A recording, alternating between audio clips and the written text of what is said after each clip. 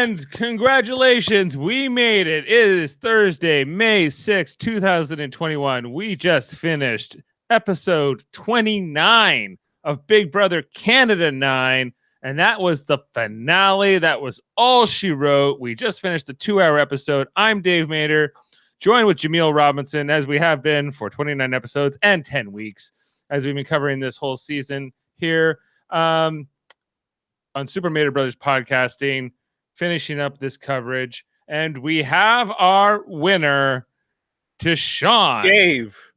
Yes. More importantly, I won because I drafted Sean third overall. I think he was inspired by your decision to not let you down and perform, past his abilities, I found, to win. So kudos to you for coaching him, for providing him the proper situation for him to become victorious.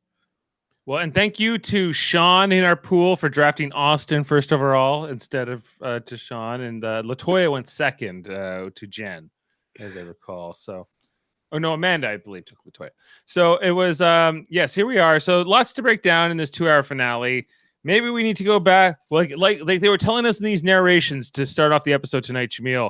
We have to go back to the beginning to write the ending, or whatever they were setting up in the early thing. Remember? We can't go back and change the beginning, but there's still a chance to change the ending. I'm like, what? That was from the first episode of the season. Yeah. Because we can't go back, and they were like, there's still a chance to change the ending. But is this the ending to Big Brother Canada 8?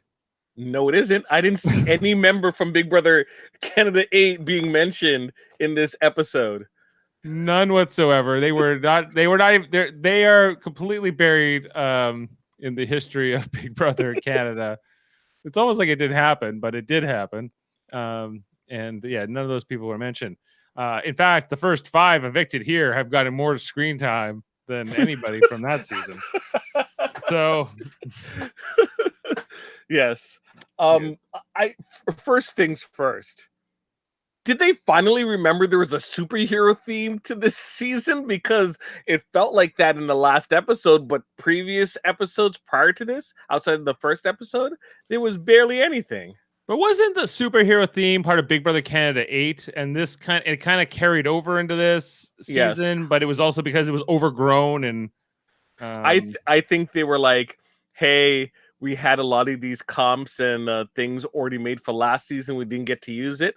Why spend the budget on extra stuff and just, just reuse what we previously had? Yeah, well, I liked what they did thematically in some ways, but it was sort of like it was like they had 2 themes and they never were quite sure how to make them play off each other. Like, yes. Set design was one thing, and then costuming and other things was a whole other thing. Competitions. There was this recap we got in for the first felt like 20 minutes. Like previously on Big Brother Canada, it went on for a while. Yes. Selling us who these people are. We made it. The time has come to write the ending of the story. The 3 different origin stories to this comic book, Jaemeel. We had the loyal and true Sean, also known as the Bishop. Was he really loyal? Was he really true? I guess that's just how we're narrating this part of the story. Sure. Was he even the Bishop? Did he actually go diagonal at some point? Did he even have an angle of any sort up until it was time, like later on in the season? It's weird. Did his analogy come true? Yeah. Was Tara the Rook? She was pretty straightforward. She called herself a straight shooter, so. But Brayden was the pawn in his analogies, I recall too. Yeah, because he was always put up and never voted for.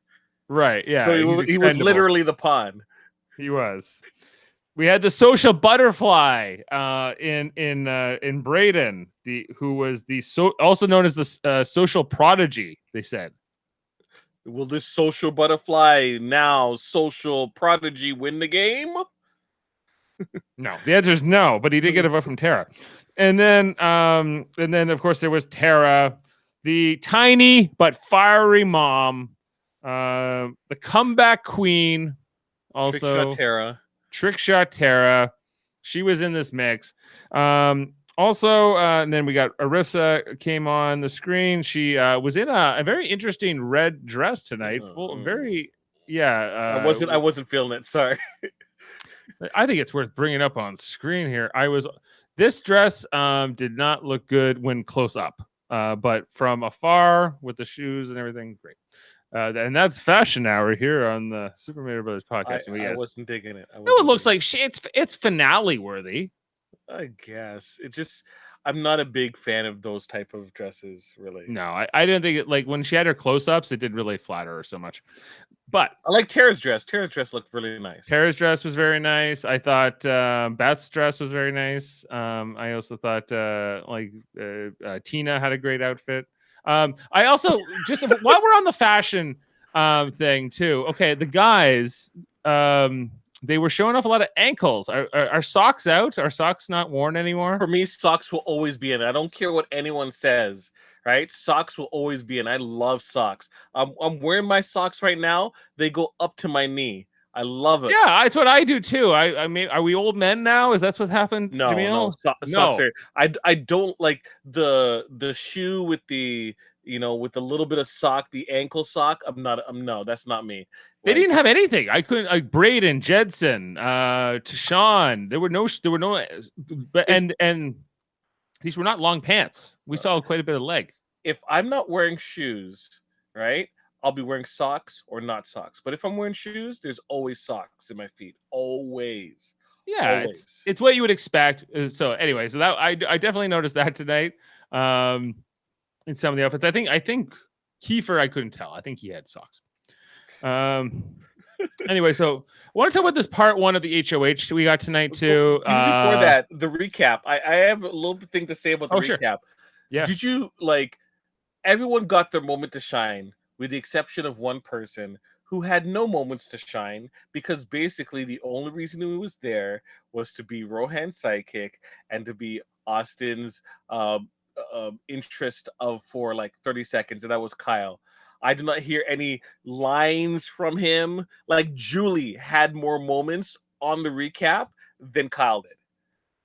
He is Austin's love interest. That was what his only his only thing. It's his only angle. If he breaks it with Austin, I don't really know what to talk to Kyle about. Yeah, Kyle is he is totally stale bread. Stale bread. No thank you. No. You can do better. You can do better, Austin. Yes. Even in the Go pandemic. back to BB camping, Kyle. If we're talking about the cast, who's the one person I would be least interested in doing an interview with? It's Kyle. Bless his heart. Bless his heart. Bless his heart. Kyle. It's not a nice thing to say. In the South. Yes. Okay. Also, but back to this competition. This part one. Part one. Okay. Did they make this competition too hard? No. Because they had 4 hours to get 60 discs, sort of back and forth on this conveyor belt, and they just blunder after blunder. They kept losing their stacks, and so after 4 hours of this, it went back and forth, and they gave quite a bit of airtime to it, considering it went to the sudden death format, which I thought was more exciting. Yeah. Although why was it sudden death? It was because they weren't just going to have it go on forever. But wasn't the original the 4 hour version? Wasn't it whoever got to 60 first? While they were because that's what. Damn you, your logic. All they did, they're like, well, we're going to sudden death, and they lowered the number from 60 to 40, and that seems to be the only difference. And there was no time limit. They should have said overtime. Then they should have just said overtime. Yeah, it's just overtime. Yeah. But I think they wanted to be dramatic, so they were sudden death, and then Tashawn's like, I can't do sudden death, man. And I hate to lose. It's like, I hate to lose, dude. If you didn't get it before, you were gonna lose anyways. BB was feeling the disc comp was that the first time that no one was able to finish a comp? I don't think it's the first time, but maybe in this final 3 scenario, in this like I can't remember like a part 1. They don't really put the part 1 in that type of position where it's like you have to hit a goal. Whenever you have to hit a goal, then there's always the opportunity that people aren't able to do it. Yeah, it seemed like usually it's like whoever lasts the longest holding on to a platform or can stay on something or whatever. This was about doing it differently, and I was liking Braden's chances in this. He seemed to have the best handle on the competition, although Tara was looking pretty strong at some points, and also Tashawn was, but they kept. I think Tara was a victim of mental fatigue at that point. Right, you can see that she was literally getting tired and frustrated in what was happening. She was just a little bit, even though she was going, let's say, similar speeds to Braden, it looked like she was having struggles kind of putting things together. She was a little bit behind. Right? B-Beans also put it. They also increased the number of discs from 5 to 10. Yeah. So the number you had to add when you went back and forth, right? Okay. Yeah. Jeff Mader also saying, get the set ready for BBUSA. Jeff Mader will return. Well, we got at least a month and a half or so, right? Till the next season. Thank you, Jeff, for joining us, gracing us with your presence. Thank you. 29 episodes later. He came on. He came on episode what, 2? Yeah, he popped in one night just to tell us he hadn't watched that night and he didn't know what happened. So bless your heart, Jeff Mader. Bless your heart. But you know what? There's always room. Hey, it's the Super Mader brothers for a reason, and that's, I think people are going to be excited come USA time. Oh yeah, the US crowd. They're like, no, we need our Jeff Mader back. Yeah, they want their Mader, right? They want their Jeff Mader. All this, he wasn't here for this, but Jeff, I won this draft. I won a draft. Now the one you are the least interested in. I only have room for one big brother. Jeff can't get. He's not. B-Bean's enjoying this too. Okay, so let's talk. Did you like this comp? Just how long it went on. I think in principle, I think it's a well designed thing. I thought that like they looked good in these. I'm always impressed with like the production design in this Canadian version. I like that they all had like this outfit on, but they had different versions of even this like burgundy maroon shirt they were wearing. Yeah. Jackets they had to take off, and they dramatically take it off each time. I know Jeff drafted your team, or Amanda drafted your team, Jeff, but you still lost.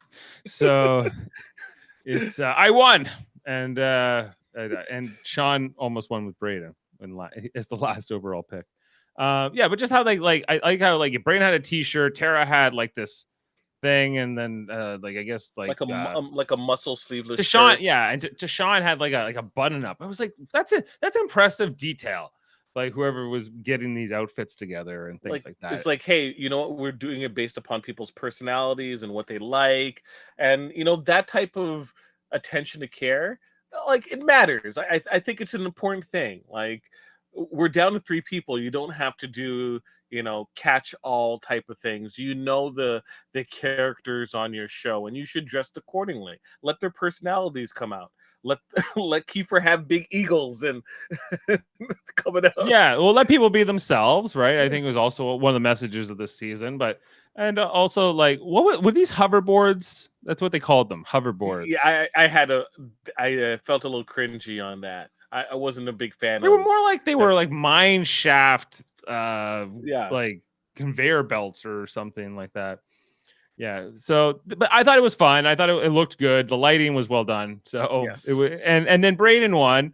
Who I was I always like Braden celebrations. Yes, sir. Yes, sir. Yes, sir. Pastel princess. Oh, and did I mention that I'm literally a butterfly? Did he mention that? I want him to win in life. I just want him to win and just hear his squeals of delight.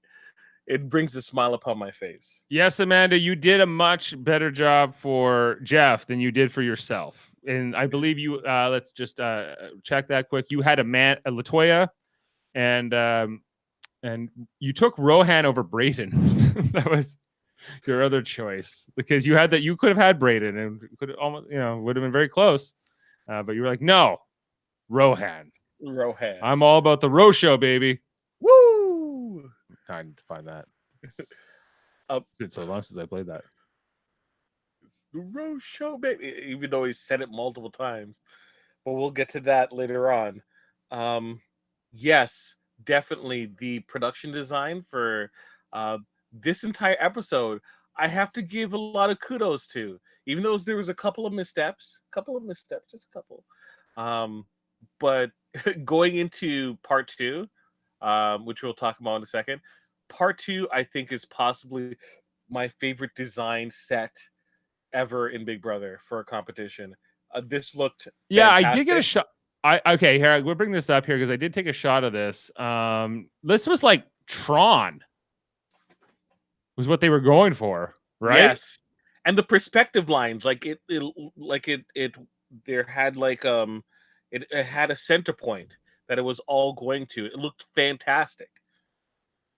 Yeah, like I just thought I thought the outfits could have looked a little nicer, but considering this was such a short competition, I think it was pretty impressive what they did do with. I think they were worried that if they went a little bit too far, then they might get a strike. Disney will send cease and desist. Disney's there with like a baseball bat, is like, take away that helmet and those lines from the outfit. Yeah, it's not quite Tron. It's kind of like more like generic 80s sort of like neon, like technoscape, I guess. But yeah, I really did enjoy this too. I thought this was a well-designed look in terms of, still a lot. But otherwise it was just like you were throwing a hacky sack at like some blocks or like off of a cliff. So they could have applied any design motif to this competition that they wanted to, but it was good. I always whoever is the production designer on the show should get commended. Yep. Amanda was saying she loved this episode. She like it kept the drama alive till the end. An excellent season. Yes, I agree, Amanda. This was a fun cast, a fun season. I think that it turned out fine. Like Tashawn, I think is a worthy winner. He wasn't like, even though I had him in the draft, he wasn't the person I was coming in tonight hoping for. But I can certainly accept him as the winner. Everyone heard what I said about him, so I think I made a case over the last 2 episodes why everyone should win over Ty, and of course he wins. yeah. Well, yeah, and that was the whole thing with that vote. But this competition, this second part of the HOH, did you? We ended up finding the time difference was okay. Dude, I wrote it down. I was amazed. I did too. 11 minutes for Tashawn and 49 minutes for Tara. Yeah, that's a whooping. That's a whooping. Like she spent half an hour trying to figure out that one question. Is that what I'm led to believe, or she would have lost anyway? Or they really cut all the time she was missing. Right. Did you feel for her? Like she was I let that one question trip me up so badly. That's the question that people are going to ask her over and over again. Like, where did you lose that time for that, for that one? Because it just, that seems astounding.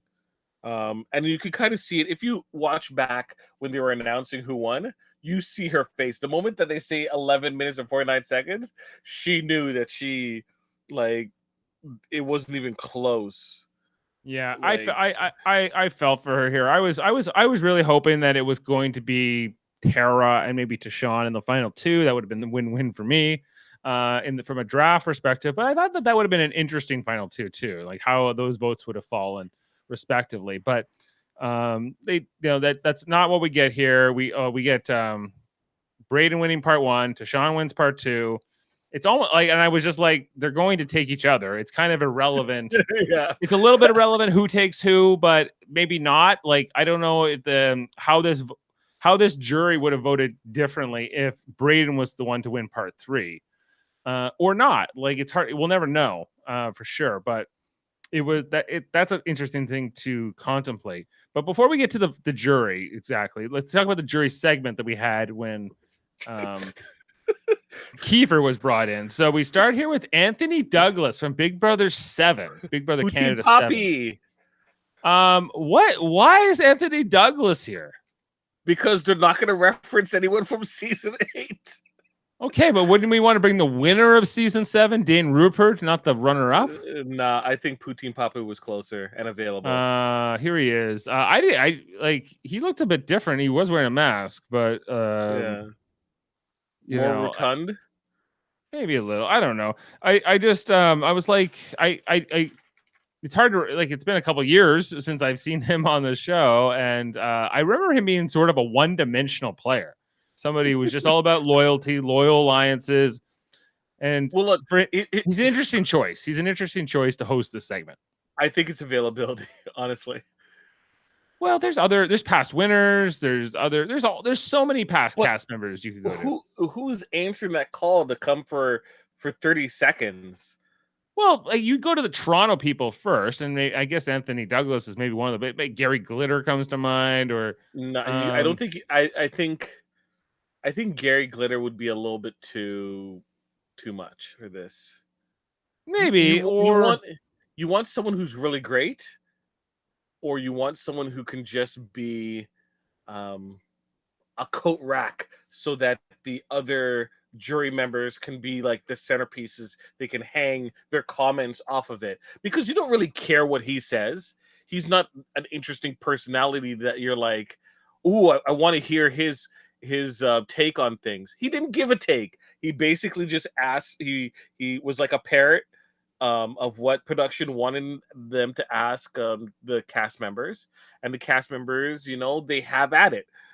So I think he played his role as a puppet perfectly well, right? Unless that was his personality, and it's just. When I think about this, because this is like almost like a Big Brother tradition for someone to moderate a jury segment when the second to last jury member comes out, and it's usually like somebody who's well regarded in the game, like a Dr. Will or a Derek Levasseur or somebody like that.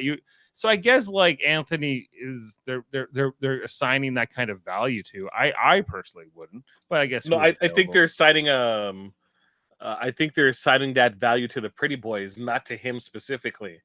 The Pretty Boys, yeah, and he was a member of the Pretty Boys, and fair enough. But why not just get Arissa to moderate this panel? Especially with you want to keep the circle kind of the bubble, like the everything here, because obviously with him having to be in a mask, it was kind of nice having them all not get masked. Josh to do the narration then. The questioning, right? Yeah, I have nothing against. It's like Anthony. Your answer is kind of sus. Yeah. Otherwise, what else in this segment would you like stood out to you? Victoria's low key shade towards Beth. Like she is consistently like she does not like her at all. Beth and Victoria not fans of each other. No, and they're just being, they're on TV, so they're being presentable, but like straight up, that woman does not like Beth at all. What do you think she likes about her the least? Or sorry, how do I loathe thee? Let me count. How do I loathe thee, Beth? Like, Beth's a hard one to like sometimes. I was I made joke and made comments about people. I bet Kyle is a strapping, friendly young man and everything like that. But Beth, seriously, she kind of gets on my nerves. Because it's like, even the laugh, right? I kind of know who Victoria is, right? Victoria is that girl, right? But when it comes to Beth is also the person that like bursts out laughing at a terrible joke and then continues laughing about it. Everyone's like, no. Like we've moved on, right? And or she'll say something, and she's like, "Oh my gosh, I'm so funny," and you're like, "No, you're not. Please stop." Right? She's a little extra, and extra in a way that's kind of embarrassing. I'm getting voted out. I'm getting voted out. Oh my gosh, I'm getting voted out this week. Don't talk to me in riddles. Right? And like, I just see that she's gonna be all over Jed. Well, okay, she ends up voting for Tashawn here, but she was very bitter. She was like, "I'm bitter jury." Jedson was kind of calling her out in the segment, saying like, "Hey, I think you're taking it too far. You need to let it go, and do whatever." But ultimately, that's what she does. But she was not having it. Victoria called Tashawn a smooth talker, so she was already feeling like she was favoring voting for Ty. Everyone said that Ty was right. He did have her. Like he's not in lying. He's not in lying. He's like, "Oh yeah." And then everyone was saying that Tara's buyback, the fact that she had been voted out and got to come back in, was not a hindrance. In fact, it was quite the opposite. They said that it was actually a huge boost for her game and her vote potential. It's interesting that like Arisa didn't do sort of a hypothetical, could Tara have won in the final, or if so-and-so, if you like Tara, if you hadn't cut Kiefer, but so if you've been you into Sean at the end and or something like that, could you have won? None of those scenarios were played out or discussed. Nope. I think they didn't want any of that at all. I think they didn't want to position people in that type of mindset for this show. This show had a very clear agenda, and they hammered it home. They took the time they had to hammer that home. Right? What yeah, meaning? Oh, meaning. This was the inclusion season. It was, and with the exception of of Tara. She was basically the only person that didn't really fall into one of the categories that they were really hammering home. Well, yeah, like she's a woman, but she is a woman, yes, but a heterosexual woman, right? White, all those things. Yeah, like okay, and we do need to talk about like the diversity angle, and that was a big part of the story tonight. In the especially with Tashawn, they hammered it home. They hammered it home. It was brought up consistently. Let's come back to it because I think it is important. It is important, but I want to talk about it more towards the end because the part 3 of the HOH came up. We had all these hearts were like these little heart lamps were put inside of the Big Brother house here. And they were like for the frontline workers. So they were which to me meant nothing. I was donate some money, like say that we're throwing some money to help, frontline workers in need or something. Hearts.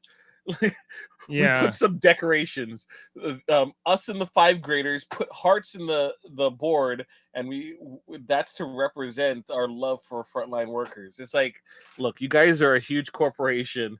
You guys can toss a $20,000 to these frontline workers to give them and their family support. That's just my opinion. I kind of didn't care about that. Yeah, it was kind of it as a gesture. I don't know if it really sunk in that much with me, but we're just noteworthy. I said a little bit. Yeah, it was noteworthy, definitely. Right. Tara. Okay, so then we talked to Tara. She was just excited. I'm so happy to be here. This is right before part 3 kicked off. Bray said he was here to represent this whole like comic book theme they went into with this like final part 3 between Braden and Tashawn. I thought was kind of really interestingly done. The lighting and like how it went to black and white, and there was all these like comic panels and Comic Sans fonts and different things. It was impressive. Yeah, what they did with it. See, to me, this was definitely planned for last year. I felt like it seemed like so distinct that this seemed like this was planned and someone wanted to do it, and you wouldn't, like, if you had this planned out, you're not throwing this away. You're like, we're gonna use it. We're gonna find a way to use this.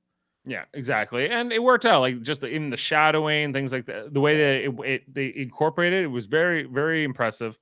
Came together quickly, and then we got into like the competition itself, which is always like, can we not make this final thing, this part 3, something a little bit more interesting? Yeah, it's always an A or B question about the jurors and what happened. Would you rather the scale that BBUSA uses? Oh yeah, and you have to wait for them to come down. They have to like, congratulations, you won. Hold on, we got to pull you down off that scale. You just see someone in the back just going, cranking it down. Let's do it up. Okay, this was a tight competition between Braden and Ty. They both got one wrong. Question 2, Braden got wrong. Question 3, Ty got wrong. And ultimately, when Ty does win here in the end, Braden knows right away he clicked the wrong button, or he went the wrong way, because he's, even before Arissa says it, he knows it's over. And Ty wins. And Ty, when he wins, he's very excited to win. Yes, he is. He chooses to evict Tara. Not a big shock here. Yeah. I think the biggest thing would have, if Braden had won, would he have cut to Sean? I don't think so. I don't think so, especially hearing I don't think what Ty said was something that was not known to Braden. And I think Braden would have followed suit as well. It looked like there was kind of some talk about this this final being set up that way, and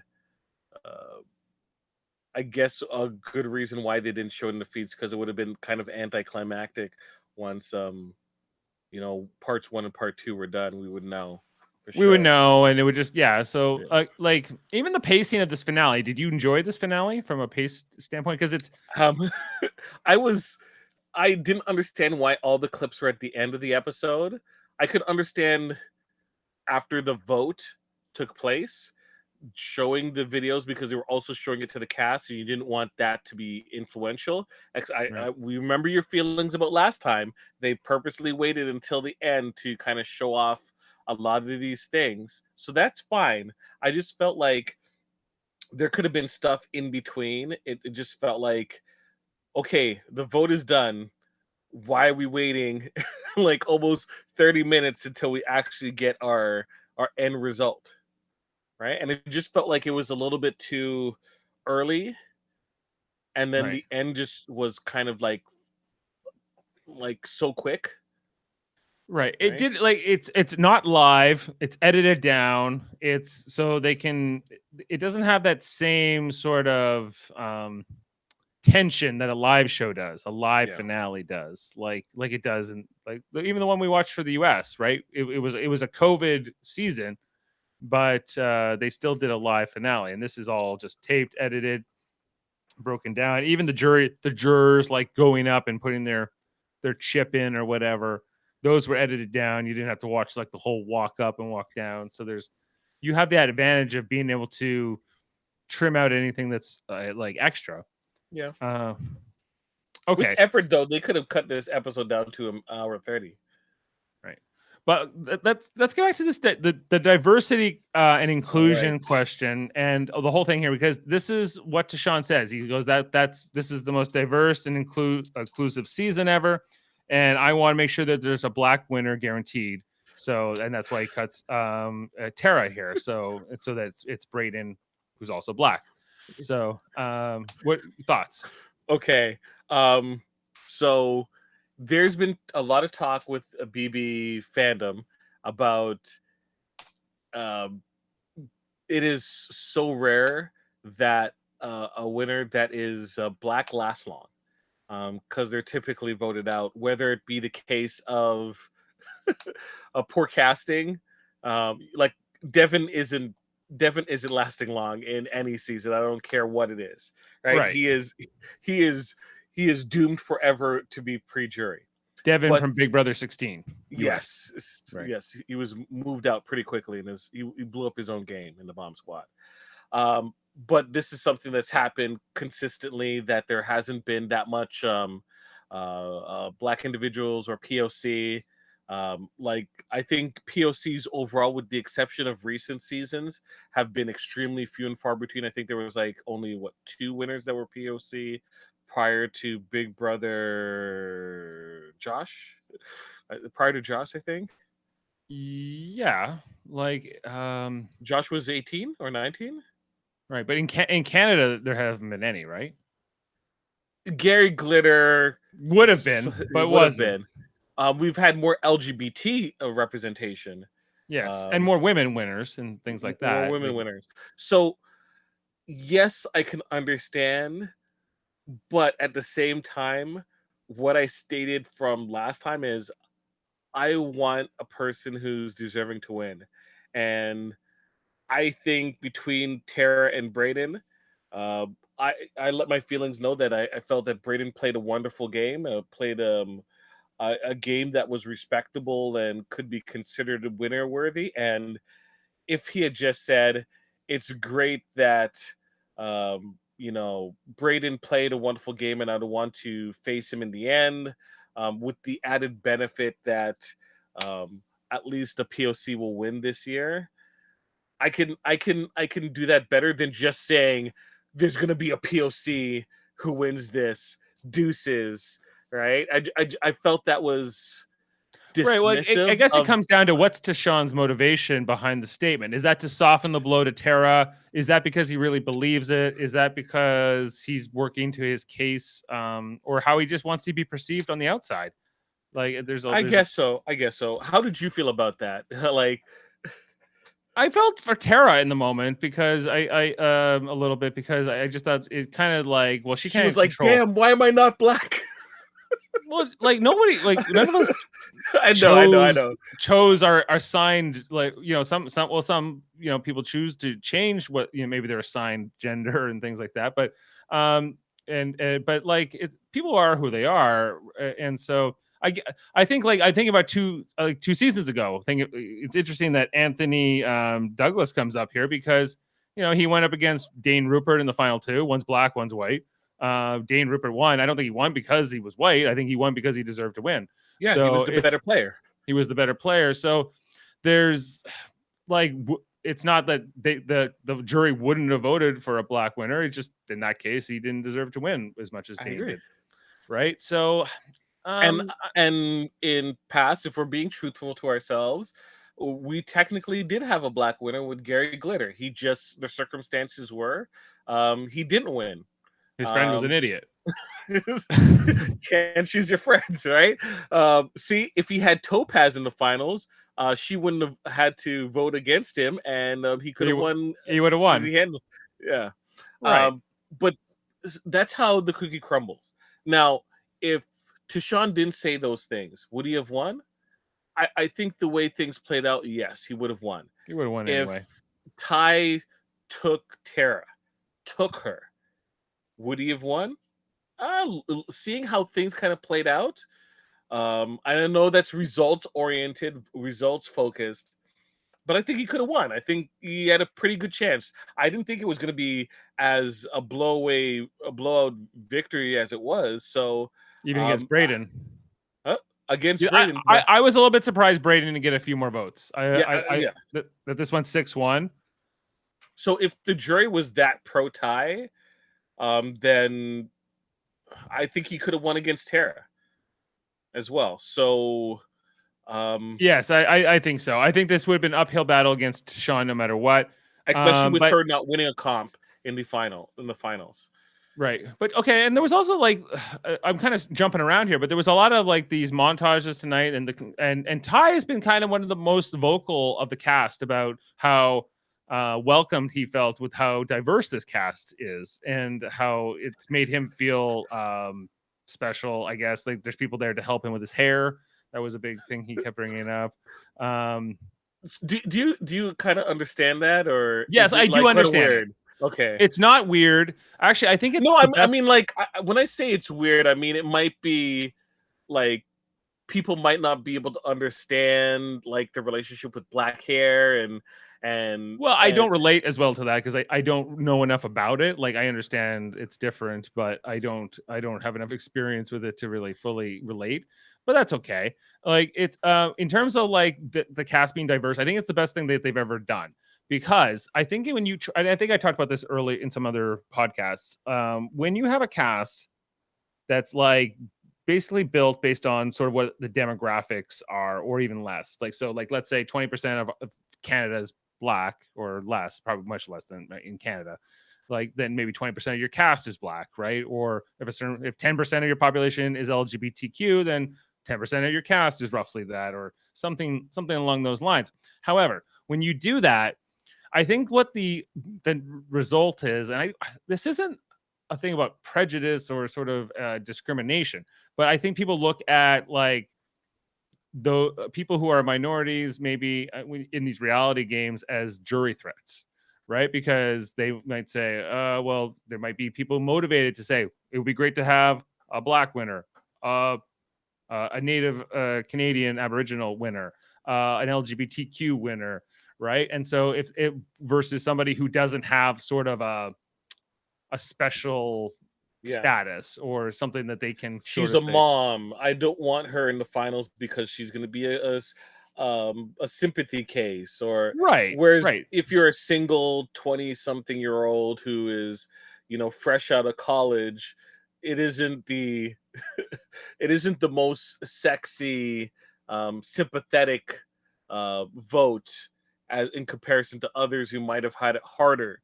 But in this case, up until with the exception of Beth, right? Post Beth, everyone basically had a case as to why it was important for them to win, or could have argued something with Kiefer, with Tara, with Ty, and with Braden. So at that point, it wasn't like this person's a goat because why would you feel sympathetic towards? Yeah. Sorry, I kind of glad. Go ahead, read the message. Oh, the comment says the barbershop is only second in importance to the black community behind the black church. LOL. Can you corroborate that? I guess it depends on what part of the black community specifically. Look, yes. Some people will say that's one and the same in some respects too. But yes, I like if outside of school, I would say those are the two places I spend the most of the time growing up. Spend a lot of time when you're waiting to get a haircut, or you're waiting for your family members to get their hair done, and you're just there in the salon, and you're just like, oh my gosh, it's 4 hours. When is it their turn? And then I can wait for them to finish. Yes. Yeah, like it's it's community building in the same time, right? It's different demographics have their places of community connections, where it be a mosque, where it be temple, where it be at a curling event, or you know, like I know people, their church is a farmer's market, right? Every Sunday is a farmer's market, right? But these ties community together. So sometimes especially when you're used to being the in like a very close-knit community, and you're knowing that you're going outside of it, there's the reluctance to, not reluctance, but you kind of get into, you have like your different mode per se, apprehension maybe a little bit, or just like not even like you have your home face and your public facing face, right? Okay. Like and I will say, in my instance as a POC, it is something that I'm very mindful of. Like I am a representative of my race, and I have to behave accordingly because there's a lot of negative connotations to my race, right? So like there's a lot of negative connotations around my race too. Especially in the last few years. So like when I go into a store, right? I am very mindful that people can be watching me, and I don't want to do anything that could be considered weird to set people off. I'm very mindful about the space I inhabited around other people, because some people might feel very awkward or feel, worried with my presence, right? And I'm mindful of it, right? It's just unfortunately society. So I can understand when they say that when they go to this experience, they're like, yes, gung ho about it. But at the same time, it's like, what if there's no one like me, and therefore I have to be, the public face has to be there a lot of the times, because a lot of things I know or talk about or deal with on a day-to-day isn't something that a lot of people can relate to. And yes, it's great to share in terms of your experiences with other people, but at the same time, you kind of want to let your hair done and be able to talk in the same language, and talk with similar experiences, and have people say that they understand. People will gravitate to people who remind them of themselves, and that's in a variety of ways, but just people who seem familiar. Like obviously Tarantina, it's they have things in common because of their age, their gender, things like that, right? So there's going to be different things that gravitate you towards different people. I get it, and I think it's if it's so important, like to Braden and to Sean and to the various cast members, then hey, I'm like, and to Kiefer, it does pull on the heartstrings. Yeah, we could have had the flip side where if Tara changed or made a decision differently, it could have been Tara going to Braden and Kiefer going, Braden, I'm sorry, I'm not going to taking you because I want to see people with children in the finals, right? And it could have, the script could have been flipped that way. People are going to have their reasons for doing what they're doing. So for all the minorities out there, we made it and we did the damn thing. Yes. Look, I didn't win. My bank account looks exactly the same 2 hours ago as it does now. So I understand what they mean in terms of representation matters, but I'm not celebrating. I'm not celebrating that respect. You know what? Kind of like in terms of diversity in the season, I like diversity. I do. But at the same time, please also cast people that like get me excited about this season. And I'm happy that they got this crazy amount of people. They should have did better with Kyle. Like, well, really. It was supposed to be Ethan. Even Ethan wasn't that interesting. I had him pretty low as well. Like even for us, if the person was straight-laced, he just seemed kind of dry and not really a conversationalist. He wasn't really like, getting involved with other people. Like Kyle? Kyle, yeah. He was getting into Latoya. Well, Kyle was getting with Victoria. He was getting with Rohan and Austin. And Austin until the very end. Like he had to wear her down. Yeah, like let's talk about Tara when she came out to join the jury here tonight. She goes, I think some of you might be happy to see me, and Kiefer was like, yep. And do you feel like he's I don't know, like I still think she made the right call cutting Kiefer. She made the right call. She made the absolute right call. I don't care what anyone says. She made the right call, right? Otherwise, she's leaving too much up to chance. If she won one of those competitions, I think she could have won. Right. It's just how things said. If you're playing to win, then she has to cut Kiefer. But if you're playing to get second place and getting $20,000, then keeping Kiefer was the right move. Yeah. Whether she knew it or not. However, she didn't play like a coward. She's not a bunch of cowards. Don't you call me a coward? Coward, Tara. Okay. Yes. But yeah. And Kiefer said he was going to be bitter. And I know Kiefer's going to walk away and feel better about it afterwards and kind of... Don't call me a coward, Tara. Are you playing right now? Who are you talking to? I'm the only one here. I'm the only one here. Well, I'll tell them when they come back. Don't worry. I like... It's still pretty fresh for Kiefer, so I'm going to like... But like, dude, seriously, you lost. You're out of the game. You're out of the game, right? Tone it down a little bit, right? He's still the star of the show. He's always playing. He's always a character. Yeah, he is working on he's working on All Stars. Oh yeah, he's looking to be a TV star, man, and good for him. Or maybe YouTube or whatever he's gonna do after this. But I don't want an All Stars Big Brother Canada season.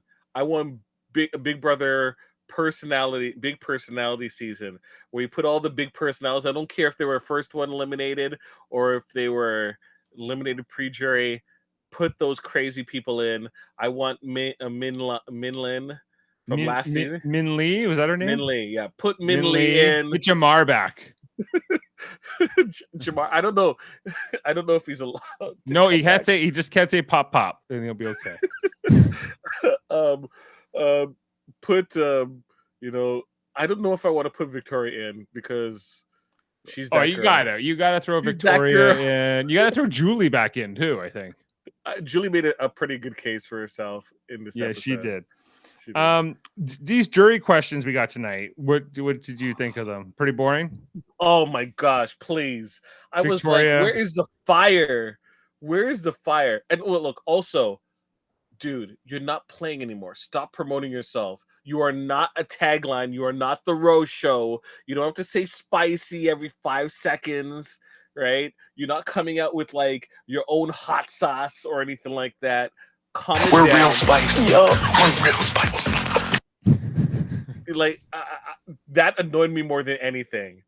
It was Victoria who went into business for herself, Rohan who went into business for herself, and then Tina's like, I'm just gonna ask a straightforward question. That's it. And I'm like, thank you, Tina. Thank you, Blue Line. Thank you, Blue Line. These questions were kind of whatever. Like it was okay. I just want to talk more about the energy of Tashawn and Brayden in answering the questions, because Tashawn was standing, he was pumped up, he was walking back and forth, right? Like he was almost like the cameraman was having a hard time keeping it on him, right? It was like shaking. Brayden was like sitting calm in his chair. Yeah. Ty also kept unbuttoning and buttoning his jacket repeatedly. He would sit down, button it, and then he would stand up, unbutton it, start walking around, sit down, unbutton it back up. He would just keep doing that over and over again. It was distracting to me. So if you're a juror, how would you rate these two respective, like sort of how they answer the questions, how their energy in this whole segment? Ty got a lot of softball questions. I was kind of disappointed in them. He didn't really answer some of them as well. I thought Brayden did a great job in terms of answering the lame questions he was given, and he answered them with poise. Also, that ultimately, I thought from a question and answer session, Brayden was the more impressive out of the two. Absolutely. Like in particular, I think when Jedson asked Brayden, when you had the chance, why didn't you backdoor Kiefer? Why did you get out? Who did he get out that time? Beth. He got a Beth, right? Why did you get out Beth instead of Kiefer? And he was like, maybe that would have been better for other people, but that wasn't necessarily better for me at that time. Yeah. So, and I thought, like, great answer, Brayden. And this is where I don't think like Jedson is legitimate. Even though people say I could vote for anybody at the end, my vote's up for grabs. You're lying. You're lying to yourself if you believe that. Jedson, you were always going to vote for your buddy, right? Yep. You wanted Tashawn to win. You respect that type of game more than you respect the Brayden type of game, or you just like Jedson, or you just like Tashawn more, right? And that's all there is to it, because if you were really like, well, depending on how Brayden's going to answer this is how I'm going to vote, then I don't understand how you don't vote for Brayden. It was a farce. And plus, at the same time, like, dude, seriously, Jed still talks, like, he still gives me the impression that he thinks he played a pretty good game. If that is the case, why would you ask that question when you had an opportunity to get Kiefer out and you did it? That'd be an alpha move. Right? Like, let's be honest with ourselves here, right? Let's be honest with ourselves. And look, they were even going to give weren't they giving Ty and Beth ownership of Jed's eviction? And it's like it was Kiefer's plan, right? Yeah, they were. Yeah, like I agree. Like Tashawn's question from Beth, right? Like, why did you say enjoy jury, Beth? Enjoy jury, Beth. How was that good? And he was like, how was it jury management? Like, how was that jury management? I'm like, really? And then he was like, I'll just charm you, Beth. And she's like, okay. Like, Jedson told me to vote for you, so it's like, oh my gosh. Why wasn't LaToya part of the jury? She would make a great jury foreman.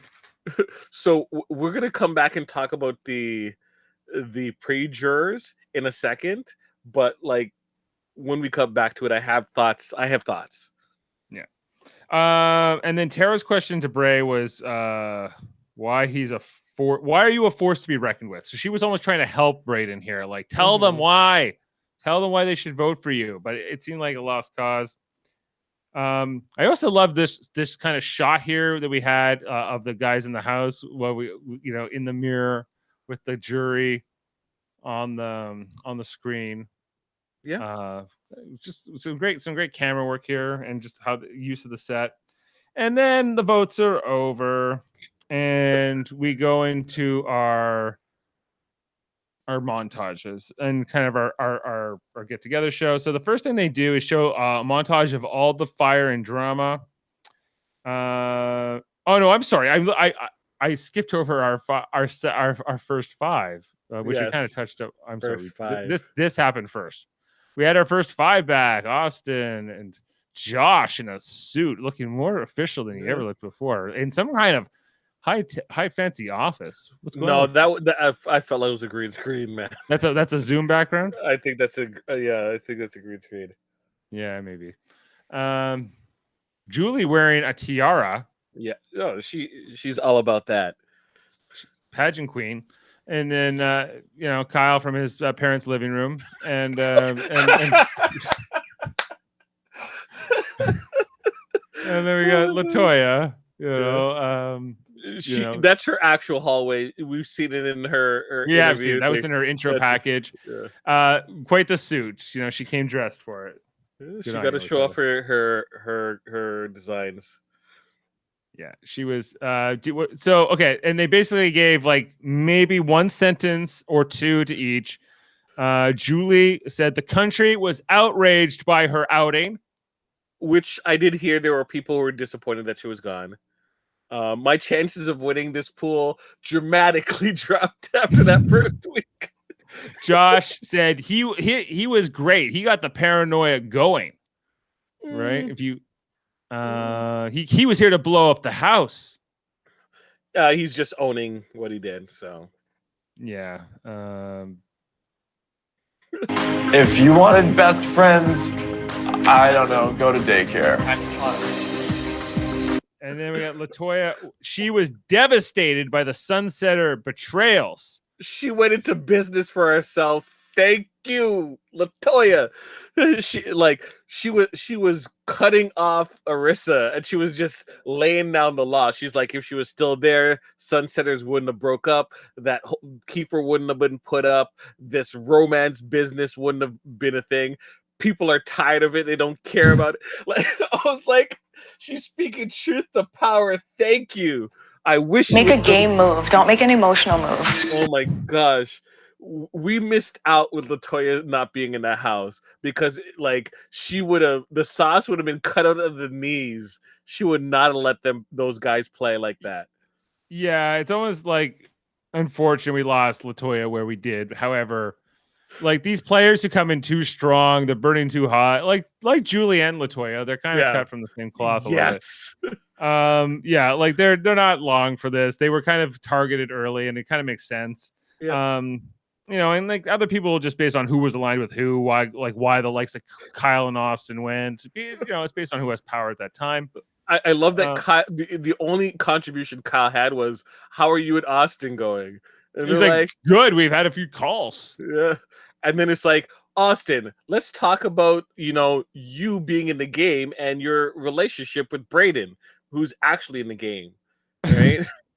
Like, it was like Kyle's whole being, his whole like personality in this game that we'll remember is Austin's supposed love interest. That's like sort of like they were barely a showmance. Like they were kind of a flirtmance in the final days of him and being in the house. Yeah. And I get, hey, if they got a relationship, great. If not, whatever, it's fine. But Kyle has nothing else. What else do you talk about? Remember when you got into that fight with Kiefer? Like, or that fight with LaToya? And then Austin, she said, okay, of course, like I was targeted because I was a duo with Brayden, so I had to go. She said she was very proud of Brayden. Then we got the montage with all the drama and the fire. So I mentioned this a couple weeks ago, and you said you couldn't remember it. The whole Sunsetters were talking to Victoria, who was HOH, and remember Victoria put up LaToya and said that she's not the target, and they'll work together the following week, but not this week. How is it that everyone's coming to talk to me now all of a sudden when I'm HOH? They weren't talking to me before.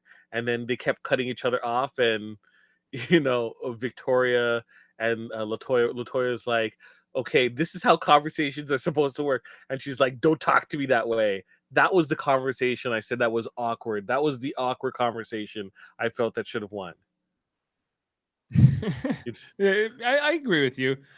They showed a lot of this fight out there on the deck between Tara and Victoria. They kept coming back to it. I'm like, yeah, I didn't love this fight the first time. I didn't need to keep reliving it. Like, I laughed though. I laughed a lot. Yeah, just the facial reaction of Brayden, like, yeah, you lying, B. Victoria was remorseful. She says, "Oh, I shouldn't have said some of those things." Should I? Liar. You're lying about that. You secretly loved it. She was like, "Yes, I'm so fiery. Look at that. This is my audition for All Stars." Yeah. Get your name out of my mouth. Yeah. I hope this tells you how important it is to keep my name out of your mouth. Stay real, because things are about to get spicy. Look, you don't need to put the sizzle sound. Big Brother loves to put sound effects in it. You doing that takes away, from someone's job. So don't do that, Victoria, please. Yeah, stop taking away the sound effects. Like I'm very sensitive to sound effects. So this montage was whatever. Then we go to commercial. We come back. We get another montage. It's a representation does matter. This was more focused on like the number of specifically more the number of Black House guests and to Sean's more testimonies, but quite a bit of Kiefer as well. Yeah, in here. I think Kiefer's thing is like the biggest deal, honestly, because like outside of North of 60, like I can't think of the last Native representation. I shouldn't say Native, Aboriginal representation on global TV. Well, I feel like there was a previous Big Brother Canada season that had a woman. It wasn't Suzette. Suzette, yeah, and she got voted out early, right? She was the first HOH at Big Brother.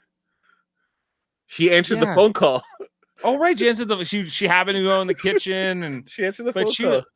It's not she was a radio host too. I'm pretty sure she was a radio host. I'm pretty sure. Well, it's not like in terms of the our First Nations in Canada, like it's I don't even know what their total population is, but it's in the thousands. It's compared to the 35 million we have in total. So there's they have somewhat limited numbers, very limited numbers, and there's some reasons for that. So radio show host from BC. Also from BC. Is she from the same part of BC as him? Well, I'm looking up.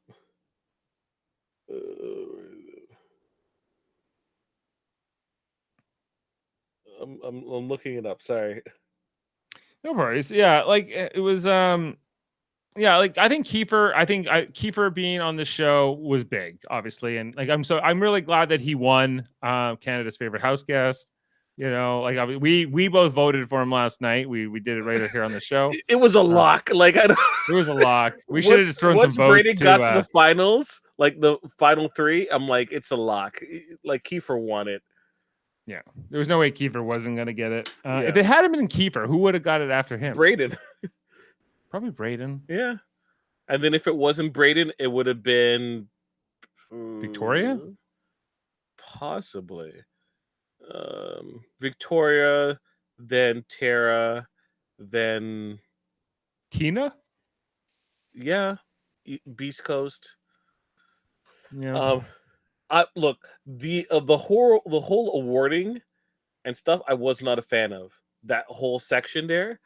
Because one, the winner is always supposed to be the last person out of the house.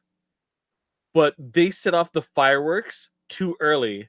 And the shot that you're supposed to have of the person coming out of the house who's the winner, and you clearly see them, Braden was literally behind Braden, so you couldn't see him. Braden was in front.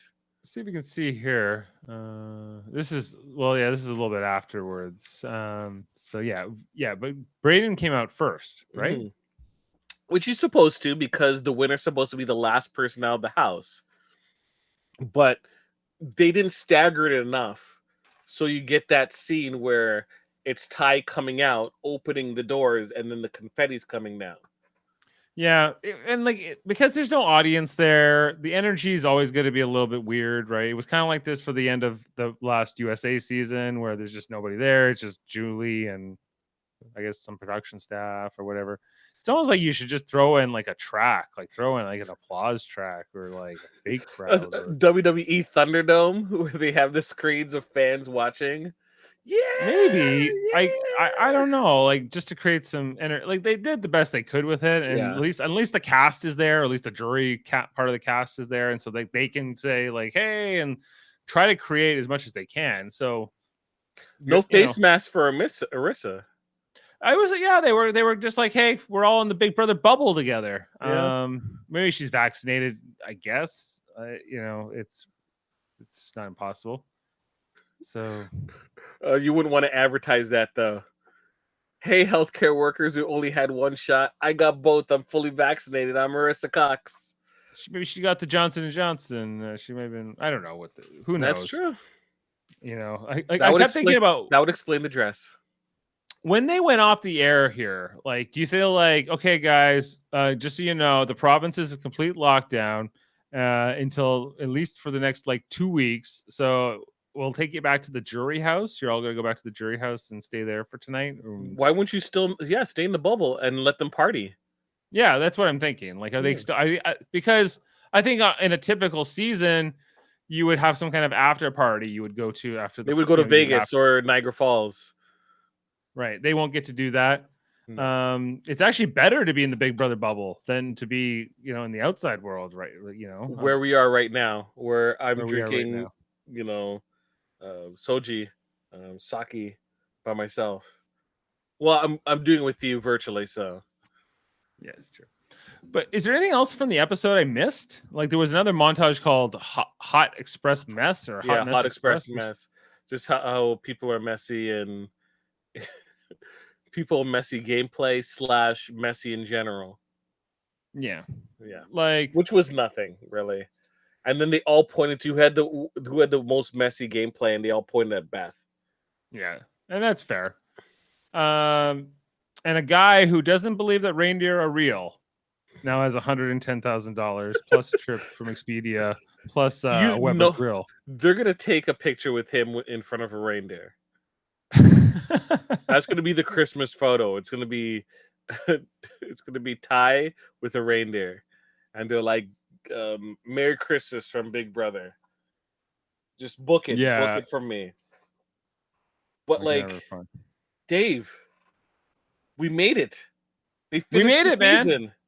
We made it to the end of the season. I won a draft. No one can take it away from me. Let's put it on the board and make it official. Let's update the thing. Make sure let's update the Google spreadsheet. This is the most exciting part of the whole show. And this is how we're going now. Because many weeks ago, we did our draft. We did our preseason look. And we come out here. So we had Kiefer who went out last. So let's take so I need to copy and paste over his thing to Tara, who would be the next out. Oh, you already put it there. Well, no, sorry. You have to say that you Well, she re-entered at that point. But she wasn't the fourth jury member. But then re-entered day 53.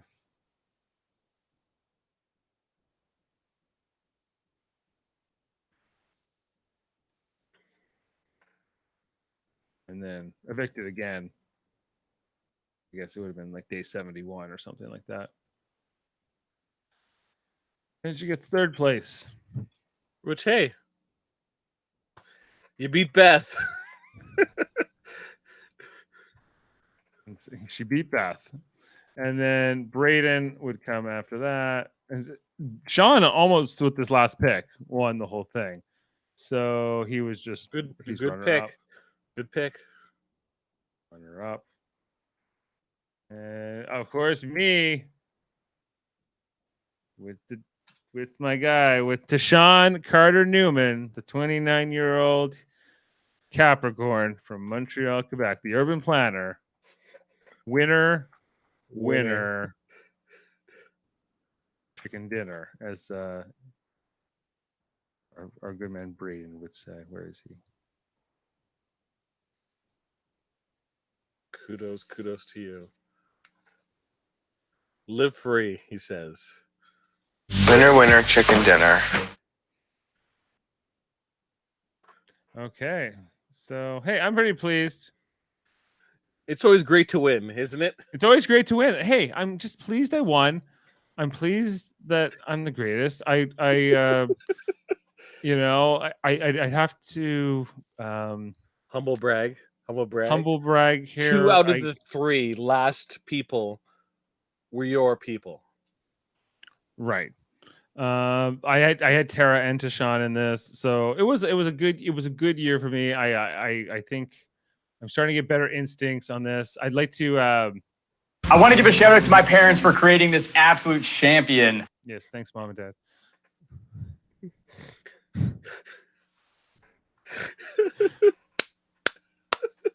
I love it. And that's it. Are you satisfied with this result? I'm gonna look back and appreciate it a lot more. I am disappointed that neither Tara, Kiefer, or Braden won, but it made sense. If I can watch it and say, okay, I understand and make sense for the decision, then I think it's a good season. If I look at it and I'm like, I don't care, then that's bad. I cared about who won, and that means it succeeded as its point of a season. I was drawn in from beginning, middle, and end. Yeah, me too. I thought that the diversity of the cast was good just for the dynamics here. I think that these players were interesting and that they were all trying to go around. I think that I think our criticisms were legitimate too. Like, they could have done more to put the pressure on. I feel like this buyback was ill-timed in some ways. I agree. think that, but and the team twist, like, I'm glad that it was only for the first 2 weeks and whatever. They forgot about that post haste, which is good. Abandon things, don't let it sink your season. Right. Is this the first season that Arissa has been an executive producer? Yeah, this is her first season. Yeah, so I think it's working out well so far. I think she had a bit more of an active role, it felt like, than in the past. Know what my favorite thing about this episode, though? What's that? No Wendy's. No Wendy's. Who was going to go to Wendy's tonight? No Wendy's. We didn't get a mention of Baconator. I feel like this is the only episode they didn't say the word Baconator. I guess maybe they slipped in subliminally Asiago chicken somewhere. Perhaps, or maybe one of those apple pecan salads, or junior bacon cheeseburger for a junior kind of gal. Like, I assume their after party is catered by Wendy's. Wendy's with cleaning supplies from Sunlight, but you can also reheat it on the Weber grill in the morning. Don't worry, we got it covered. Oh my gosh! Like the amount of times they said Wendy's, they should get a card with like a $2,000 gift card each of them. The amount of Wendy's meals they've sold would just mention it constantly. Yeah, like it's they got the sponsors sure got their money, the money's worth. Okay, here's another question for you: is how do you rate this season compared to other past Big Brother Canada seasons? Strategy wise, it's maybe 7th. But enjoyment 7th. The strategy was pretty terrible. Is it worse than 8? Does 8 count? 8 counts, yeah. If we're gonna call it 9, then so it's not the second worst, it's the third worst. The third worst, okay. Strategy wise, and then what else? In terms of enjoyment factor, I'd probably put this at a 3. 2, 3. Out of 10? Out of 9 seasons. Oh, okay. Like second or third, you mean? Yeah, it would be second or third best. Oh, okay. I was like, I thought you enjoyed it more than that. It top 3. It's in the top 33 percentile. Like, hey. 1 is my favorite. Season 1 is my favorite season. Season 1 was really good. I liked the one with Kevin Martin where he won. The second time, wasn't it? That was the second time he won. Yeah, because that was like a mixed season with like newbies and returning players. That was a fun one too. But this one I think is my favorite. I think that 1 is a really good season too. It's very different. You know, the one with Gary Glitter and Jillian McLaughlin who won and that the season. Shield. The Shield and Peter Brown, and it was the a good Beast season. Coast Alliance, and I think that these characters, this cast was more memorable to me than 7. Yes, like this was funner than watching the Pretty Boys run the show. It's the Pretty Boys, Dane and Poutine Poppy, and the rest of them. I can't remember. Yeah, Matt and whoever else they had in that alliance. I really only remember Dane and Anthony now. You know what? You get a little perspective, and you're like, yeah. But I'm gonna remember Spicy V. Unfortunately, how can you forget her? She's that girl. She's that girl. Beth, I won't forget anytime soon. Braden, I don't think I'll forget. Kiefer is obviously very distinct. Well, Tara, who's that? Big Brother 9 season Tara. Is that Tara from Big Brother Canada 9? Is that Tara from season 9? Mm-hmm. If she doesn't go, I will be disappointed. That's me. Don't call me a coward, Tara. Are you playing right now? What was your favorite catchphrase? Oh, okay. Come on, you know the answer to this. The man with the mullet.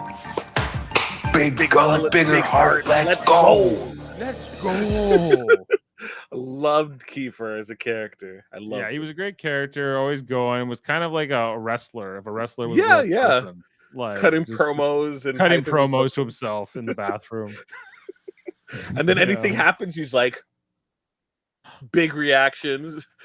Yeah, he was very good. Like sometimes he only drove me nuts when he would just have that dumb look on his face when he had his mouth open. So, like come on, man. Just just close it. You just look so dumb. Just with your, he didn't do it all the time. He would just do it sometimes. It's what I call Shaquille O'Neal syndrome, where you're like your bottom lip's so heavy that you're. I can't hold this up into my mouth. Yeah. I really enjoyed. I'm glad Jedson and Beth weren't the winners. I like of the trio. If someone from that Isosceles trio had to win, I'm glad it was Ty. I'm glad the Ty was the one that cut them. Yeah, or cut Jedson, I guess, and eventually Beth. It's a unique little triangle, but it works for me. You know what we should do? Triangle? Yeah, how do we do it together though? Such a great line. How do we do it together though? The triangle part. Yeah. They had their little pyramid symbol. Didn't they also go like this too? And then they had a little handshake. Like no, they had like they made like a leaning tower like together, and Beth was underneath. They showed that clip too. And I'm like, why would you be at the bottom, Beth? That'd be an alpha move. Oh my gosh. Will you be auditioning for next season, do you think? Oh, good question. I will. I didn't audition last time. I didn't. And I'm glad for it. I don't think I would have lasted this season, although the competitions would have been a lot easier for me to do. Well, yeah, I like that they made the competitions not just like favor one particular type. I thought that they were. I've talked about this before, that they've made them more equitable and a little bit more random. And so. But if I get on the show, is Jeff going to do the Big Brother Canada podcast with you? Well, I think he would. I think I could convince him for you to do it. Well, then if that's the case, then I better get ready. And vice versa, because I think I'm. Oh, you got the key. Because I might throw a tape in for next season. Wait, so you're saying that I should be prepared to see this? Oh, look at that! Well, this is coming soon to you. Oh, are you sending that my way? Oh, that's awesome, dude. Hey, yeah, but maybe I don't know. If one of us gets on, then the other has to cover it. And remember, if we get on, we don't know each other. If we both get on, we'll act like the Pascal brothers. Yeah. And just go, hey, how's it going? Nice meeting you here. Do you know how to cut black hair, Dave? No, I still don't actually. Oh, don't worry. We're gonna invite you to the cookout. Okay, I can learn about that. That's good. Okay, good. All righty. Well, hey, I hope we're gonna be back in probably a month and a half. We're gonna start covering Big Brother USA, the one that only Jeff has room for in his life, because he's so snooty. He loves that Chen bot, man. He loves the Chen bot. He can't get behind Arissa for whatever. I think it's dresses like these. I think that he's not on board. He's not. It's because of the dresses. He's like, I was trying, Dave, and then she had this on, the gown. Come on, what's this? Really? Julie Chen wouldn't wear that. She might actually. Yeah, she might actually. Oh my gosh. She's wearing some not so good things either. Okay, so I hope we're gonna be back in a month and a half. We're gonna be off for a couple days, but here, Super Mader Brothers podcasting. We did it. Jameel, thank you so much for 29, 30 podcasts that we've done on this show. It's been a lot of fun, a lot of late nights. We're just approaching midnight Eastern right now. I'm going to get some sleep right after this. And I know I'm off tomorrow. Too. Oh, you're off tomorrow. The celebration continues, baby. Yeah. Sake, get the sake going. Yes. Super Mader Brothers podcasting. We do all kinds of different shows here, reality shows like Survivor and Big Brother, obviously, but we also do scripted shows like Netflix is The Serpent. We talked about that. We talked about unscripted show. Well, it's more of a documentary style with Tiger King. We've done Marvel Cinematic Universe shows, including WandaVision now, and we did a 3-hour podcast not too long ago on the Falcon and the Winter Soldier. And we've Jeff and I did Westworld season 3 when that aired about a year ago. We'll be picking up with Westworld whenever that show comes back. And then they take forever to do those. They take forever. It's like 2 or 3 years between seasons. It's incredible. And then with our other channels, we have Trivial Debates, which are a monthly show where we argue about TV, sports, movies, and more. Check us out every month. The last Sunday, that's our other channel where it's a fun game show format. Jody Simpson, our good friend, slated to host the next one. And then Live Long and Podcast, which is our Star Trek themed channel, which is very much like this one, but very, very focused on the Vulcan salutes. And we do Deep Space Nine rewatches on Tuesday nights at 9 o'clock or 9-ish, as we say. We're into season 3. If you want to know about a Deep Space Nine episode and what we think about it, it's available. and jump on the train as the show is just picking up momentum, and you don't really have to know that much about it to jump in now. Now is the time. The price of getting in on Deep Space Nine has never been lower. And then on Wednesdays, we do original series rewatches with Jeff and I's dad, Ted, as he tries to tell us that all good TV came from the 1960s. So they didn't know, They didn't know. There's going to be they didn't know that they didn't know it could be good. They just thought that was as good as it could be. And then our Star Trek Radio Theater is our other one where we reenact Star Trek scripts. We're taking another weekend off. It's Mother's Day weekend this weekend. Ashley Millard, it's her Super Bowl with in the restaurant business, so it makes sense. And we had to take a week off just to get caught up on editing. So we'll be back in a week with Star Trek Radio Theater as we're going to be doing Star Trek Voyager's flashback. Yes, which was the 30th anniversary one they did, where George Takei came back and reprised his role as Captain Sulu. Yes, it's a great episode, a Tuvok centered episode with a little bit of Neelix sprinkled in, just like Janice Rand. Yeah. Yes. Commander Janice Rand. Yeah. So hey, check all that out in a weekend next weekend on Live Long and Podcast. But yeah, I'm gonna be off podcasting. I won't have a podcast till Tuesday, Jameel. Rest. What am I gonna do with myself? Rest, please. What am I gonna do? Please rest. Be good to your mother. Be good to your mother. I'll be good to my mother. I'll actually maybe spend some more time with my wife, and I'm gonna watch The Circle. We're gonna come back and watch finish watching The Circle. See, you had a chance to like kind of have a little break, and you're like, wait, we can fill in that time with The Circle. Watch it. What are we talking about? The Circle's on, Jameel. Come on, yeah, we can figure that out after tonight. So a review of Big Brother Australia season 1, episode 1 and 2. Oh, if I can watch it, I'll talk to you about it. I'll send you the clips. I can send it to you. Okay, great. Okay, well, hey, that's it then. That's enough for plugging for now, and we'll be back with the next iteration of Big Brother Canada. But for now, let's get out of here. And for